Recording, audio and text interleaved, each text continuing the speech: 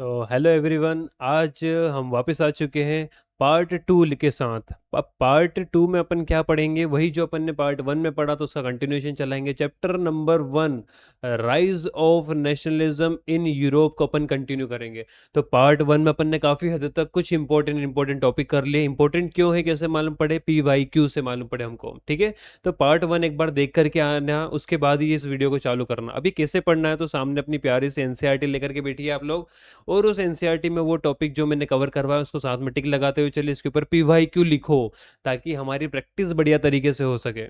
Clear हुआ सभी को? अब इसी के बाद अपन पार्ट 2 स्टार्ट करने जा रहे हैं। जिसका पार्ट 1 हो गया वही इस वीडियो को डिटेल में देखना, नहीं तो कोई बात नहीं, एक बार रिवीजन भी हो जाएगा तुम्हारा। अब देखो, इस वाली PPT में अपन ने एकदम अट्रैक्टिव तरीके से टॉपिक्स को मेंशन करा है। यहाँ पर अपन इमेजेस का भी यूज़ करा है, PYQ भी यूज़ करी। तो मेरे ख्याल से आप जब पढ़ने बैठो तो थोड़ा सा कंसंट्रेशन से पढ़ना, ठीक है? पूरा फोकस अपना स्लाइड्स पर होना चाहिए और मेरी बातों पर। मैं जो भी बोल रहा हूँ, एग्जाम्पल दे रहा हूँ, सब कुछ अपने इस टॉपिक से रिलेट करेगा। ठीक है, तो स्टार्ट करते हैं पार्ट 2, सेकंड पार्ट का अपन पहला topic, the aristocracy and the new middle class. क्या सर ये इंपॉर्टेंट है? तो बिल्कुल भी नहीं। अभी तक एक ही क्वेश्चन पूछा है इस वाला टॉपिक से 2019 से। ठीक है, फिर भी अपने को थोड़ा बेसिक आइडिया होना चाहिए इसका। अब देखो यहाँ पर ये क्या, चच्चा की पिटाई हो रही। चच्चा देखो, छोटा सा बारीक बच्चा बैठा हुआ है इसके कंधे पे, और इसके ऊपर ये झाड़ू से मार रहे हैं। तो हमारी घर की फोटो ले ली किसी ने। छोड़ो, अब जो भी है अपन इस टॉपिक को कंप्लीट करते हैं एक बार। इस वाले टॉपिक को जब आप एनसीईआरटी में देखो तो काफ़ी सारा कुछ लिखा हुआ है मटेरियल, बट मैंने उसमें आपके लिए नोट्स ऐड कर दी। इस नोट्स का आप स्क्रीनशॉट लेकर एक copy complete, question answer writing जो करना है वो कर लेना, तो कोई समस्या नहीं। अब social structure before the industrialization में क्या पढ़ना है कि जब हमारे पास में औद्योगिकरण आया तो उसके पहले हमारी समाज में किस तरीके का डिवीजन था या किस तरीके से समाज रहती थी। तो united by the common way of life across the region, एक रीजन में सारे लोग रहते थे, उनके कल्चर फॉलो करते थे। Owned E states in the country side in town house. ठीक है, कंट्री साइड मतलब अलग अलग इलाके पे क्या हुआ करते थे, टाउन हाउस है, छोटे छोटे कस्बे घर वगैरह थे। Spoke France language, France language बोलते थे for diplomacy and the higher society. समझ में आया? Family is connected by the ties of the marriage, शादी के दो, जैसे जो भी एक राजा हुआ उसको अपना साम्राज्य फैलाना है तो दूसरे राजघराने में अपनी बेटी को ब्याह देगा, या फिर वहाँ के रानी से शादी कर लेगा। तो इस तरीके से उनके मैट्रिमोनियल रिलेशनशिप चलते रहते थे। न्यूमेरिकली स्मॉल, ये अपन बात किसकी कर रहे हैं, एरिस्टोक्रेसी क्लास, या फिर किसकी बात कर रहे हैं, मोनार्कीज की। एरिस्टोक्रेसी मतलब होता क्या है, ये जो फैमिली टर्म्स के आधार पे प्रिविलेजेस लेकर के जो बैठ जाते हैं स्मॉल एरियाज में, उन्हीं को बोलते हैं अपन एरिस्टोक्रेट्स। समझ में आया?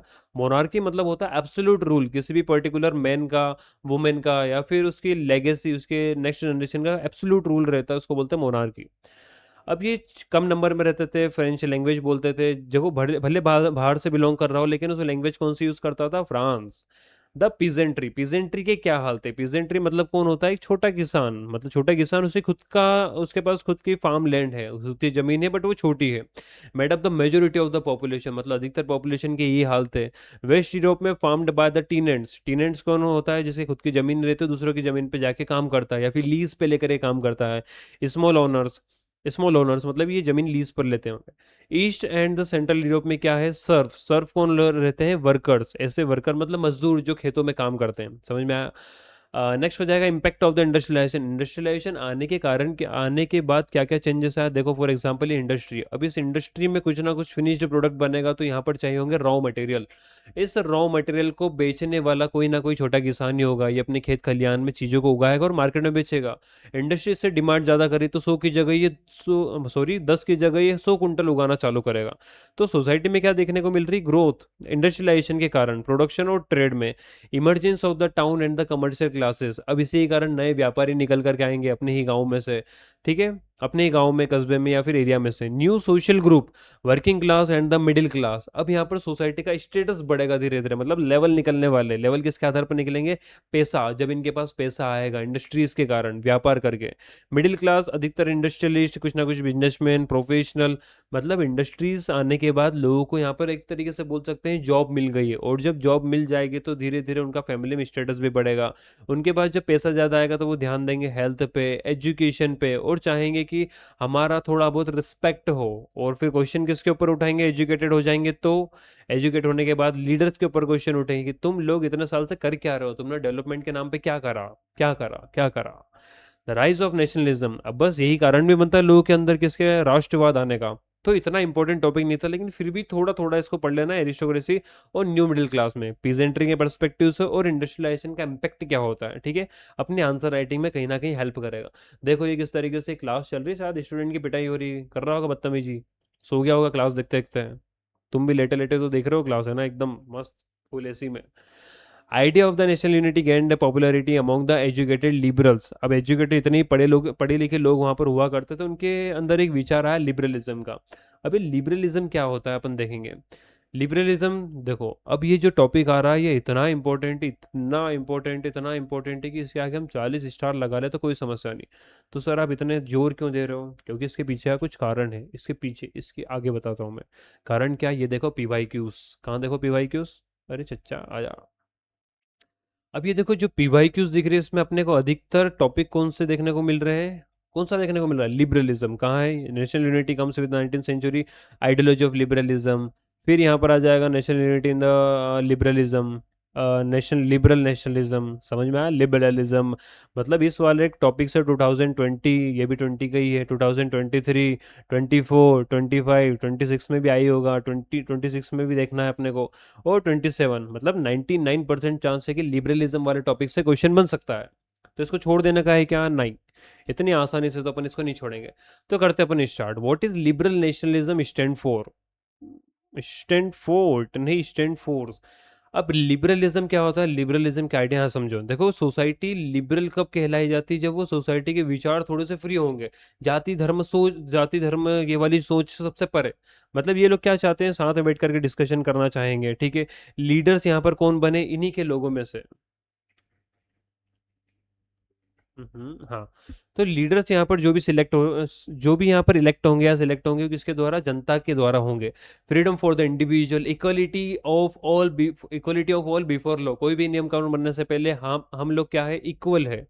गवर्नमेंट बाय कंसेंट, सरकारें कैसी बनना चाहिए, विचार विमर्श के आधार पर, नॉट एटोक्रेसी कि राजा का बेटा राजा ही बन गया हो। End of autocratic rule, clearly privileges, ये जो प्रिविलेजेस दे रखे हैं उस टाइम पे, क्लेरिकल ऑफ प्रिविलेजेस ये हटाना उनको। कॉन्स्टिट्यूशन के आधार पे यहाँ पे सरकारें काम करें, एक पार्लियामेंट हो जहाँ पर 5 साल, 6 साल, 4 साल में इलेक्शन के बाद वहाँ पर सत्ता में दूसरे लोगों को भी आने का मौका मिले। Protection of the private property rights, मतलब आपकी खुद की जमीन की हिफाजत करेगी सरकार। National unity based on this principle, तो लिबरलिज्म के आइडिया के नाम पे क्या बनेंगे यहाँ पे, हमारे राष्ट्रवाद के कुछ तर्क निकाले जाएंगे। इससे कुछ नेगेटिव भी देखो, पहली बार लिबरलिज्म यूरोप में आया तो अभी तक लोग हमारे राजा को भूले नहीं थे, राजा की बातें नहीं भूले थे। तो कुछ ना कुछ उनके अंदर नेगेटिव्स थे, तो इसलिए अपन ने इसको बोलते हैं ड्रॉबैक्स। देखो ये 3 मार्क्स 2 मार्क्स के लिए ड्रॉबैक सबसे ज्यादा इंपॉर्टेंट टॉपिक है। इक्वलिटी बिफोर द लॉ, देखो इक्वलिटी बोला तो सही, लेकिन सभी लोगों के पास राइट टू वोट नहीं था। यूनिवर्सल सेफराज, सेफराज मतलब क्या होता है, राइट टू वोट की बात करें, यूनिवर्सल मतलब सभी। तो सभी के पास राइट टू वोट नहीं था, किसके पास था, जिसके पास प्रॉपर्टी हो। इसमें से मेन विदाउट प्रॉपर्टी को अलग हटा दिया गया था। वुमेन्स के पास नहीं था, all women excluded from political participation. आप लोग दूर रहो, दूर कहाँ रहो, आप जिम्मेदारी हो फादर और हस्बैंड की, तो वो लोग आपका भविष्य डिसाइड करेंगे। ओनली ब्रीफ पीरियड अंडर, देखो जैकोबिन क्लब के टाइम पे काफ़ी सारे लोगों को यूनिवर्सल मतलब काफ़ी सारे लोगों को राइट टू वोट मिला था, वो भी कुछ ही समय के लिए। पढ़ा होगा ना क्लास 9th में, Jacobin club. 19th and 20th century में women's and not proportionated man, मतलब जिन लोगों के पास अधिकार नहीं था, इन्होंने क्या करा, इसका अपोज करा।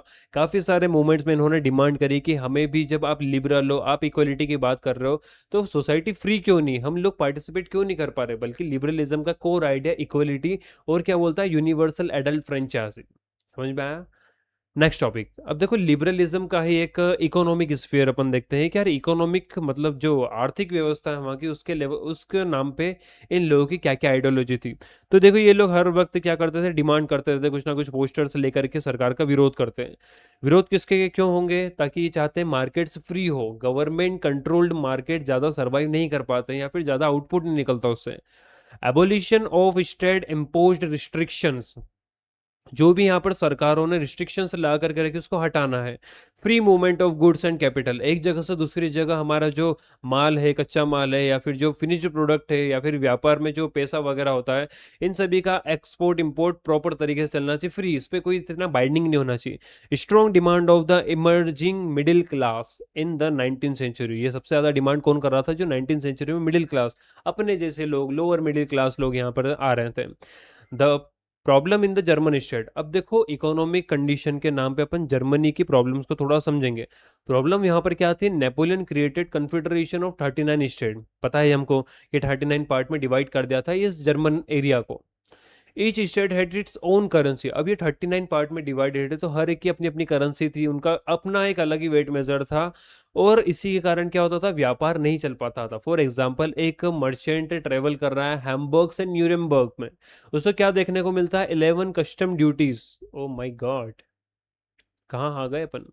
हाँ देखो, जब एक कोई भी व्यापारी मूव कर रहा है एक जगह से दूसरी जगह पे तो उसको क्या देखने को मिल रहा है, 11 custom duties, custom barrier, 5% each. For example जैसे ये क्या है, ये अपना न्यू दिल्ली है और न्यू दिल्ली से मैं जा रहा हूँ बॉम्बे। अब ये पेन, मान लो ये मार्कर मेरे पास कितने, 100 रुपए का अगर ये मार्कर आ रहा है। अब न्यू दिल्ली से अगर मैं बॉम्बे जाऊँगा, रास्ते में हर एक चेक पोस्ट पे मेरे से वसूली की जाएगी 5%, 5% की। रास्ते में 10 चेक पोस्ट है, ये 100 रुपए का मार्कर है, हर चेक पोस्ट पे 5% वसूली की जा रही है। मतलब 5 रुपए मेरे से, मेरे इस बेन में हर चेक पोस्ट पे बढ़ जाएंगे, 5 5 रुपए करके 50 रुपए बढ़ जाएंगे। तब ये दिल्ली से बॉम्बे तक जाएगा तो इसकी कीमत कितनी हो जाएगी, 150 रुपया। अब मान लो वहाँ के लोगों को लगता है कि यार ये काफ़ी महंगा है, तो ये परचेस करेंगे क्या, बिल्कुल भी नहीं। तो ये समस्या आती है हमारी इकोनॉमिक डेवलपमेंट में, समझे।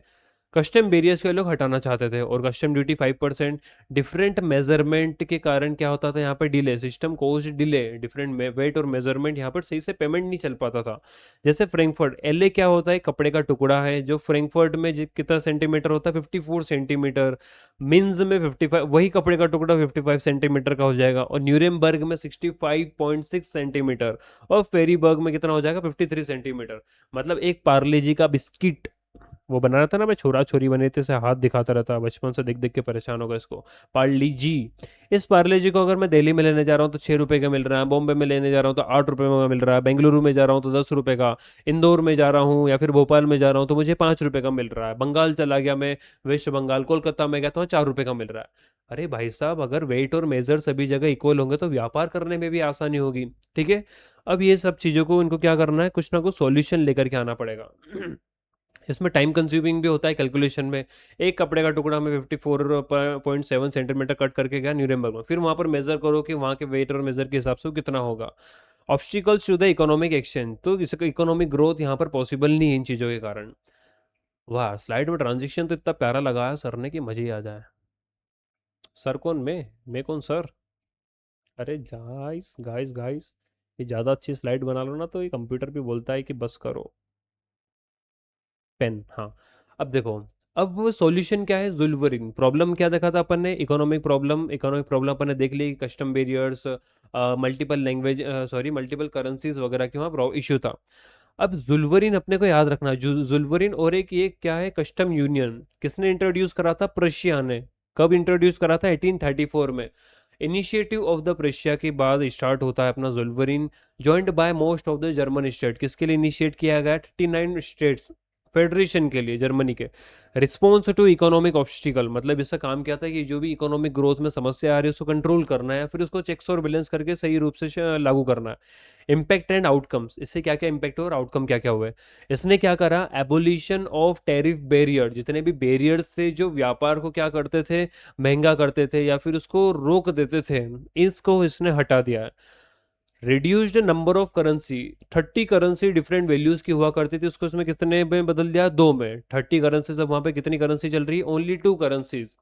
क्रिएटेड यूनिफाइड इकोनॉमिक टेरिटरी, एक पूरे 39 फेडरेशन के एरिया को उन्होंने यूनिफाइड इकोनॉमिक टेरिटरी घोषित कर दिया कि यहाँ पर सारा वेट मेजर एक जैसा होगा, सभी को व्यापार करने में आसानी होगी। समझ में आ रहा है। Allowed unhindered movement of goods, किसी भी तरीके से मूवमेंट पर रोकथाम नहीं होगी बल्कि आपकी उन्नति होगी, आपका डेवलपमेंट होगा। गुड्स, पीपल एंड कैपिटल की हेल्प से ट्रांसपोर्ट, अपन इसको ट्रांसफर करेंगे ना। और देखो कितनी अच्छी बात होगी अगर अपन एक गाड़ी घोड़े से अच्छा अपन रेलवे में वो सारा बड़ा सा लोड करके लेकर के जाए अपना माल।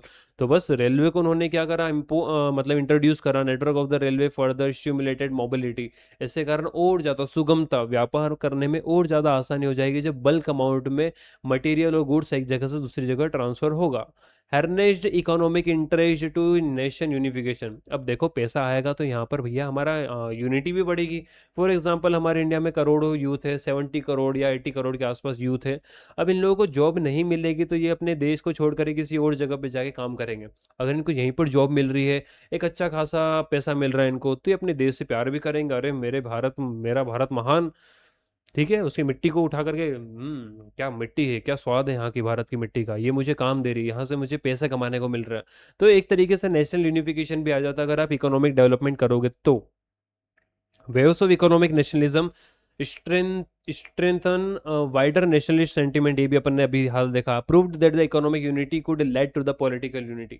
और अगर हमारे यहाँ पे व्यापार में सुगमता होगी, अच्छा खासा पैसा हम जनरेट कर रहे हैं, तो ये इकोनॉमिक यूनिटी के कारण क्या होगी, पॉलिटिकल यूनिटी भी होगी। हमारा देश एक मजबूत राष्ट्र निकल करके आएगा। ये था जुलवरिन। अब जुलवरिन कितने नंबर के हिसाब से करूंगा मैं सर, तो यहाँ पर से करना है आपको 2 to 3 मार्क्स। अब इस क्वेश्चन को एक बार देखते हैं अपन, पहले क्लियर करते हैं। हाँ, how did idea of national unity in early 19th century Europe allied to the ideology of liberalism. इसमें 2 नंबर की 3 नंबर की आइडियोलॉजी ऑफ लिबरलिज्म बता दो, और नेशनल यूनिटी के पीछे कारण बना दो कि कैसे बनेगा। इकोनॉमिक डेवलपमेंट से गुड्स और सर्विसेज यहाँ पर अच्छे से ट्रांसपोर्ट होना चाहिए, कस्टम ड्यूटी यहाँ से हट जाना चाहिए, टैक्सेशन फ्री, वही बात है, वेट और मेजर से रिलेटेड जो भी प्रॉब्लम है उसको आप रिलीज कर दो। लिबरलिज्म क्या होता है, फ्री सोसाइटी। देखो मैंने इसकी बढ़िया सी एक वो लिख रखी है, लिबरलिज्म आइडियोलॉजी की डेफिनेशन। डेफिनेशन के ऐसे कुछ की पॉइंट्स, ये देखो, लिबरल नेशनलिज्म कोर आइडिया, ये इनमें से कोई से भी 3 से 4 पॉइंट आप याद कर लो, मजे ही मजे। हम्म। अब देखो, how were the best idea of the nation unity in the early 19th century Europe closely allied to the ideology of liberalism. Same, इसको आप 3 मार्क्स में कन्वर्ट कर देना, ये भी वही क्वेश्चन है, ये भी वही, ये भी वही, ये भी वही। मतलब आप देखो एक ही टॉपिक को अलग अलग पार्ट में किस तरीके से पूछा गया है। बस आप लोग क्या करो, इस टॉपिक को अच्छे से सुनना समझना, एक बार बुक से रीडिंग करना, फिर क्वेश्चन आंसर लिखने को देखना। एक बार में नहीं लिखा है, एक बार में आप 1-2 लाइन लिख लोगे वही बड़ी बात, कम से कम अपने को 700 से 800 आंसर लिखना पड़ेंगे। एक बार में नहीं लिखना है, नहीं तो आंखें बाहर हो जाएगी। जितना च्यवनप्राश खाया ना सब खत्म हो जाएगा, कोई मतलब का नहीं रहेगा। पूरे साल भर की बात कर रहा हूँ बेटा, अप्रैल मई जून जुलाई अगस्त सितंबर अक्टूबर नवंबर दिसंबर जनवरी फरवरी, फिर से अगर पास नहीं हुआ तो वापस साइकिल स्टार्ट करेंगे अप्रैल से लेकर के फरवरी तक। समझे? तो ऐसा तो मौका नहीं आएगा। ये पीवाई क्यू थोड़ा ध्यान रखना। देखो जुलवरीन के लिए ये जो अपन ने एक इमेज बना के रखी मैंने आपके लिए शानदार सी। अब इसमें देखो कि शॉर्ट में कैसे याद रखना है। A union of the German state that abolish the internal custom duty and created a single common market सभी के लिए। साउथ जर्मन, प्रशिया, प्रशिया ने मिलकर के इनिशिएटिव लिया था। ये देखो चच्चा यहाँ पर खड़ा हुआ है, ओ सॉरी, ये चच्चा यहाँ पर जा रहे हैं, ये कोई ठेकेदार होगा, इनसे वसूली कर रहा है। बेटा रुको, माल कितने का है, 100 रुपये का। उसने बोला चल धीरे से जेब खाली कर, 15 रुपये हमको भी दे दे।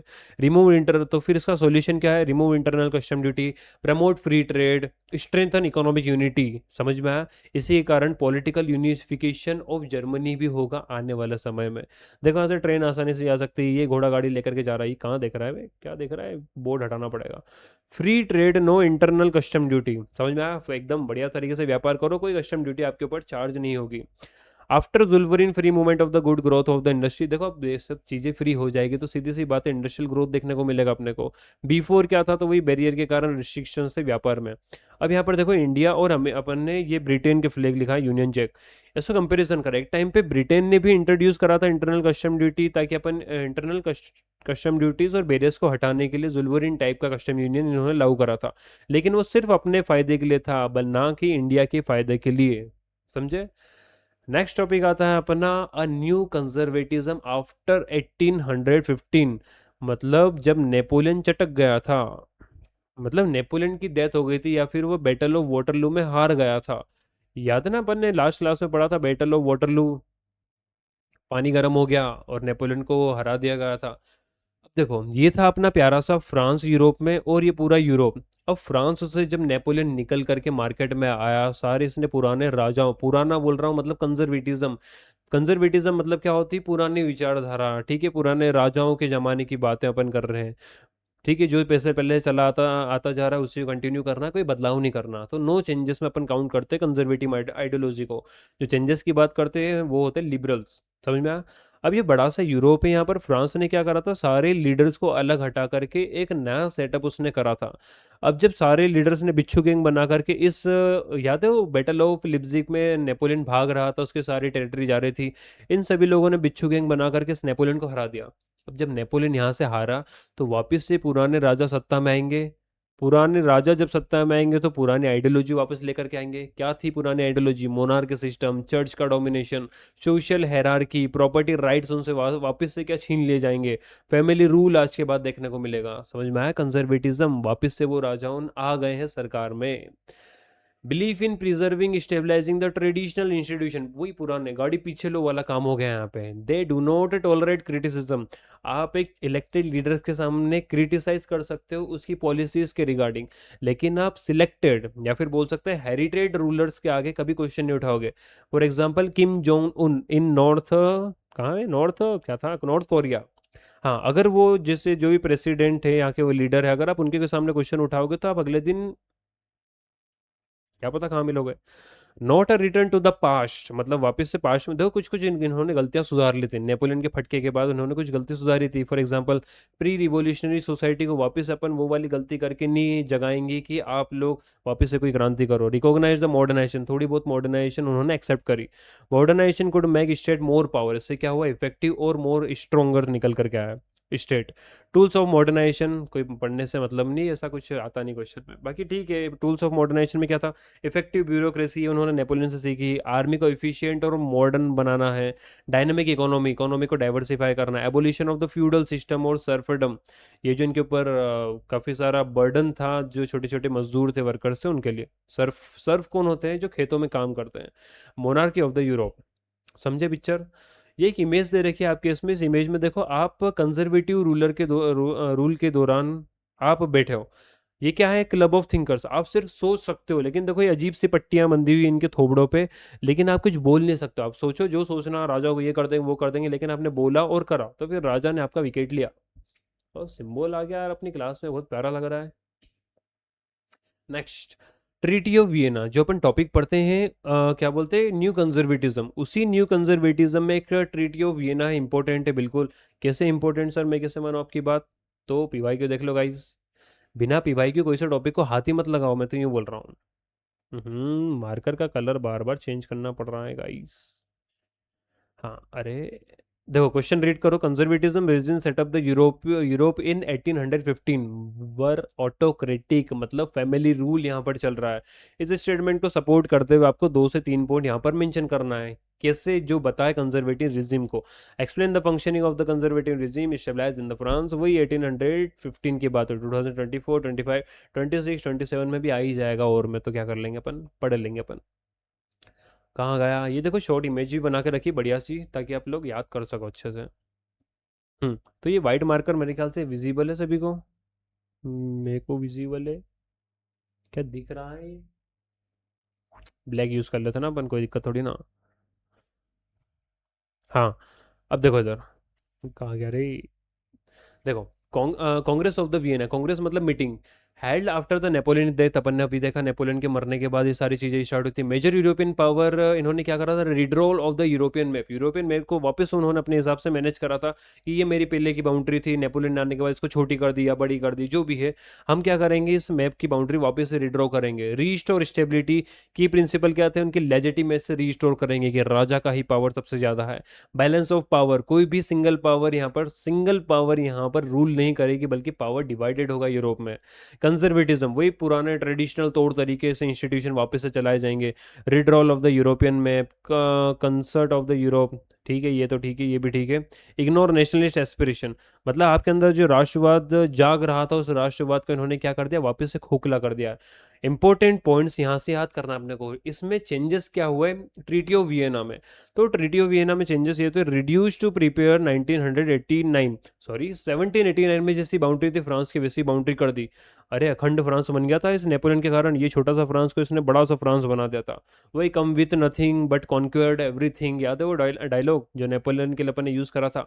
रशिया को उसकी टेरिटरी वापस मिल जाती है, राइनलैंड, जो आज की तारीख में किसके पास है, शायद जर्मनी के पास है। और पोलैंड, ऑस्ट्रिया को भी अपनी पुरानी जो जमीन थी इटालियन टेरिटरी मिल जाती है, लोम्बार्डी और वेनेशिया, वेनेशिया। रशिया को पॉलिश लैंग्वेज, पॉलिश टेरिटरी मिल जाती है, ब्रिटेन को वापस से वही colonial overseas colony supremacy, Netherland, Germany, ये सब। 3 पॉइंट इसमें से उठा लो, बाकी इसका ये वाला इंपॉर्टेंट टॉपिक अपन याद कर लें की प्रिंसिपल और introduction of the Congress Vienna. ये हो गया अपना 3 से 2 नंबर का टॉपिक, शानदार से कंप्लीट।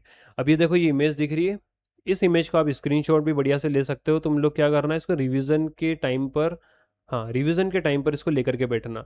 ये देखो यूनाइटेड किंगडम ऑफ नीदरलैंड बन गया, ये जर्मन कॉन्फेडरेशन बना वो था पहले। किंगडम ऑफ रशिया, इसको राइनलैंड की टेरिटरी मिल मिल गई वापस से। रिस्टोरेशन ऑफ द मोनार्की, जितना ही पिंक कलर का एरिया दिख रहा है यहाँ पर मोनार्की को रिस्टोर कर दिया गया। ऑटोमन एम्पायर के बारे में तो अपन बहुत डिटेल में पढ़ेंगे, शानदार से एक मूवी का भी नाम बताऊँ वो भी देख लेना तुम लोग। रशियन एम्पायर को क्या मिल गया, पोलैंड की काफ़ी सारी टेरिटरी मिल गई। अरे ये एक अलग ही लेवल के लोग हैं। और क्या क्या देखना है, बस इतना तो इमेज थोड़ा सा देख लेना, ताकि आपको मैप याद रहे कि यार मैप में कौन सी कंट्री किस जगह पर है।